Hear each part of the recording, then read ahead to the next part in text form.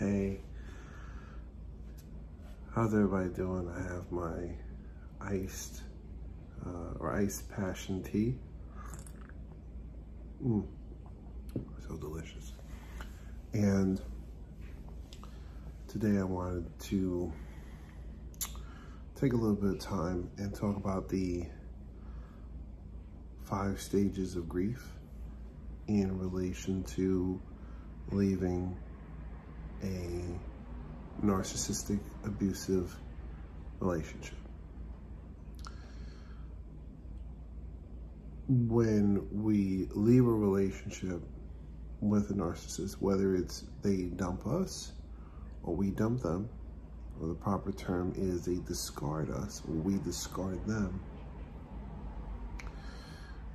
it's not a normal breakup. It's not a normal situation. So the more you know and the better able you are to prepare for the range of emotions and things you're going to deal with, the better or the higher the chance you have of making it out on the other side. So essentially, the 5 stages are shock, denial,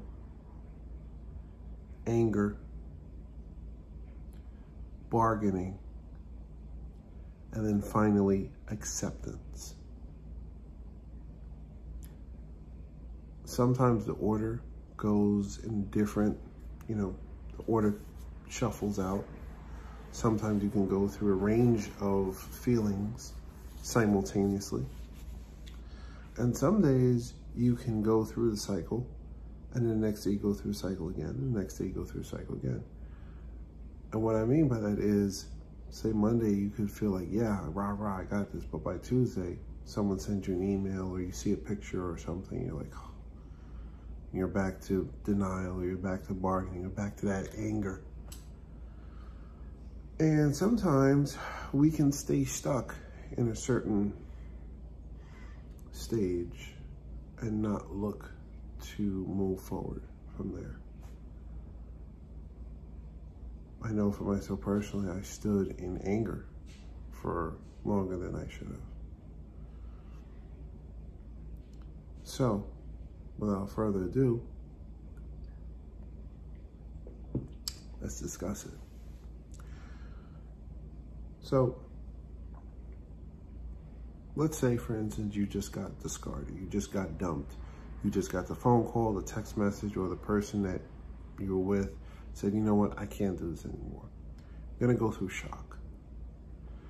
And that shock is compounded by the fact that you pretty much are secure or were secure in the fact that they were gonna be there with you, that they had your back, that they had your best interests at heart.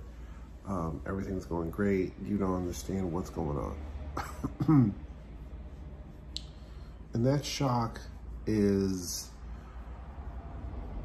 can be debilitating. I know for myself that, the shock was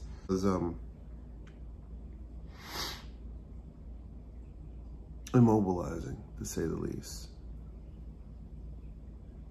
And I understood that I was grieving not only the loss of this person, but it was also affecting my family dynamic and everything like that, because we had children, and that, changed the relationship and the time I was spending with them and all. And the reality is that it was a very hard pill to swallow, and it took me a few weeks to just get through that shock, right? Now, mind you, while you're in shock and while you're like reeling, your narcissistic ex is already off either scoring a new boo or a new supply, or they already are with the new supply, or they're just off doing their own thing. They don't care what you're going through. They don't care about the pain that they caused you. They don't care about the hurt that you're undergoing. So don't for a second think that they are looking back like, wow, how's this person doing? So after your shock, after your initial shock you know, wears off and you're like, oh crap, you know, this person actually really did just leave me or leave us or leave the family or whatever. Then you're going to go into what's called denial. Nah, it couldn't be. It couldn't be what I think it is. This is when you start researching and you start looking at the symptoms of narcissism, right? Because you start to hear these words and these terms getting thrown around. So you start to look for it, right? And you start to, you deep down, you hope that when you look up the word narcissism, or when you look up the symptoms of narcissistic personality disorder, NPD, or the symptoms of narcissistic abuse, that you don't find this person. And the reality is that because narcissism itself is a spectrum, the person you were with may actually have most of the characteristics of NPD, but not all of them. So for instance, a lot of NPD individuals have anger problems. They tend to curse, they tend to put you down, they tend to blow up on you. And say for instance, you were with a person who didn't do that when they argue with you. They either just stay quiet or, you know, gaslit you or something else like that, like made you out to be the crazy one, but they never raised their voice. They never threatened you. They never said, oh, you know, I'm gonna make your life a living hell. They never said that. It doesn't make them any less of a narcissist just because they didn't have or have all the mannerisms of a textbook narcissist, right? They still lied to you. They still manipulated you. They still withheld information from you. They still were flirting behind your back. They still planned to cheat on you with somebody else that you knew or were close to, or someone that they knew and were close to on the side. They still abandoned their family. They still abandoned you. That doesn't make them any less of a narcissist just because they didn't raise their voice. Or another example would be, well, maybe this person will change. Maybe they just needed space to figure out what they wanted. It's another common denial tactic. And I have another video about the top 10 lies that narcissistic abuse victims tell ourselves.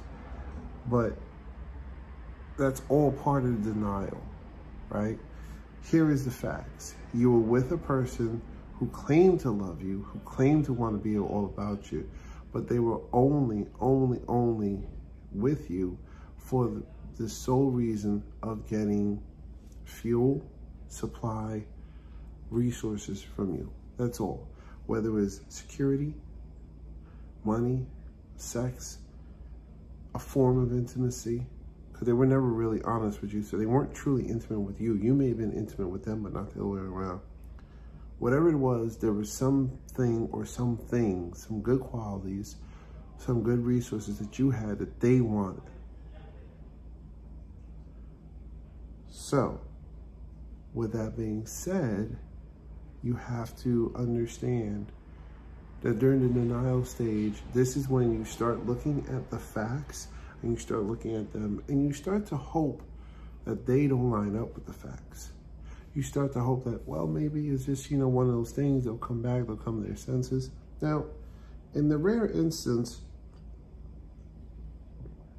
that they're not a narcissist and they just, you know, things just amicably ended, well, that's great. But the fact that you're on this video, the fact that you're doing this research, you know that they were a narc.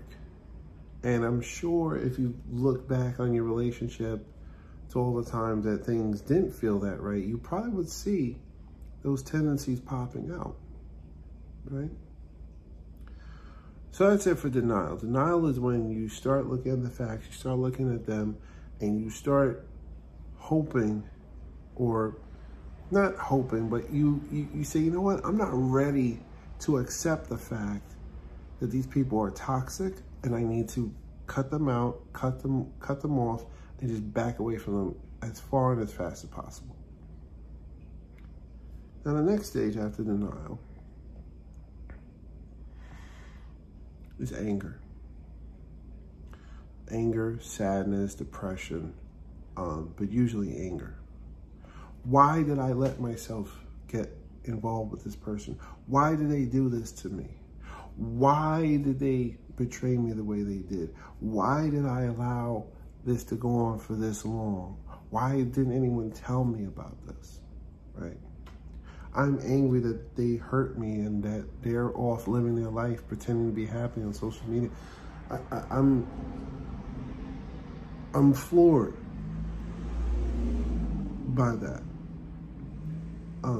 This is when anger comes in, and this is when you have to be really careful, because anger can turn to hate, can turn to bitterness. It can turn to, again, depression, and it can really, really stop your progress as a person. Anger is a good emotion. Anger is a crucial emotion. It ignites a burning passion within us to move, do something, take action, protect. Anger does that.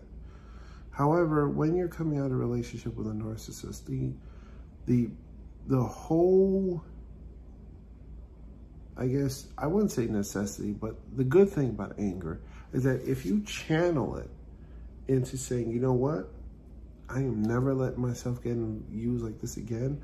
I'm going to take this and just go full speed ahead into my own self-development and that of my family.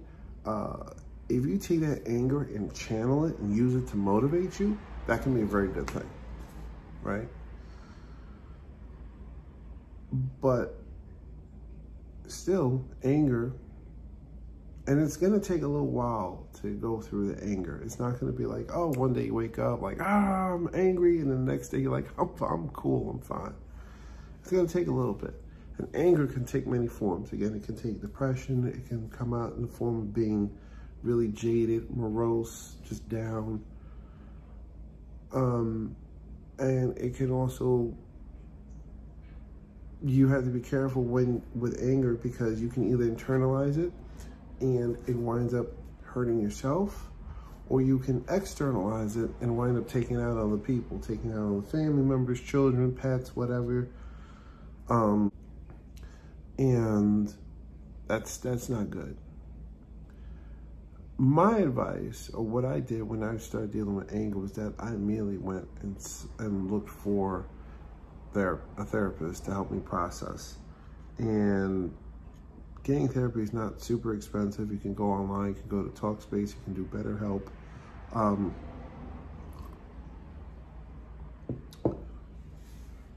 To help you process that. Even talking it out with friends or a narc support group or something like that, that can really help you to work through that. Now, after you go through the anger, the next stage of that is bargaining. Bargaining is when we start hoping, sometimes we ask God, we ask fate, we ask the universe, whatever, to say, you know what? I know this relationship may not be the best, but you know what? I'm wondering if there's something I can salvage in it. If I could be a little more loving, maybe if I became a little more stern as a person, will my ex love me? Bargaining is a very slippery slope, because that's when we start telling ourselves lies. We start taking the information that we know to be true, and we look at the person and say, well, you know what?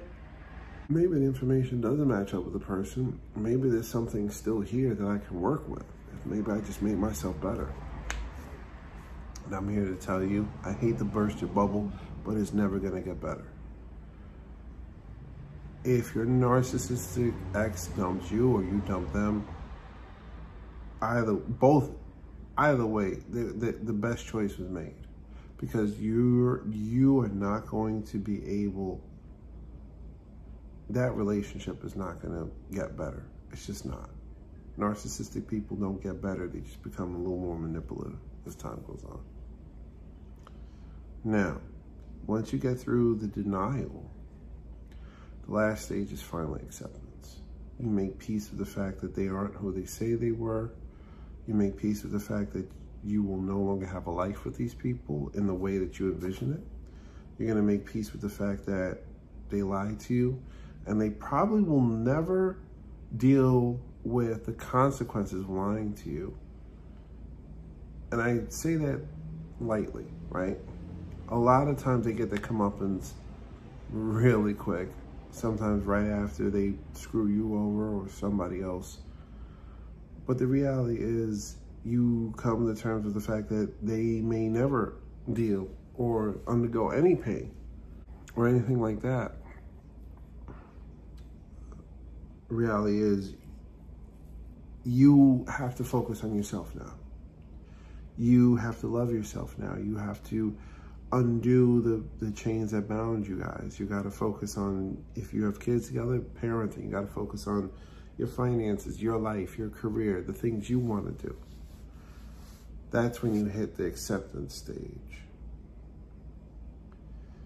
And again, it's a kind of a long journey. It takes time. You can hit acceptance on Monday and then backtrack because you saw something or heard something and backtrack to denial by Monday night. My advice that I can say that worked for me, in order to get through this process of grieving, in order to get through this process of hurting and be able to come out strong on the other side, is you must stay grounded in the truth. Whether it's binge watching YouTube videos about narcissism, whether it's reading articles all the time about narcissism, whether it's talking to fellow survivors or reaching out and getting a therapist or whatever, immerse yourself in the truth. The truth is the bedrock, and you cling to that, cling to the truth whenever your emotions get the best of you. Because understand this, when you're grieving, you're gonna go through a lot of emotions. And emotions can be powerful. However, emotions are still controllable. Emotions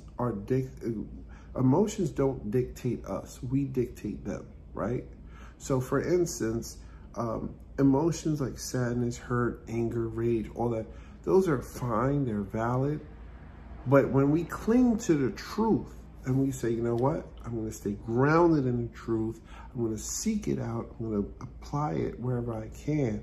When you ground yourself in truth, it doesn't matter how your emotions go. You're always gonna have that center to hold on to. So with that being said, ground yourself in the truth. Commit to growing through it. Remember, I always say, in life, you either go through it or you grow through it. So commit to growing through it. Ground yourself in the truth. And when those stormy emotions come, when that cycle of grief makes this little Ferris wheel trip, when you're oscillating between denial and anger or acceptance and shock, or, you know, when you're going between those, you'll have something to keep you steady. I hope this video helps you. Share it with, like, I don't know, 2 people. Click like, subscribe, yada, yada.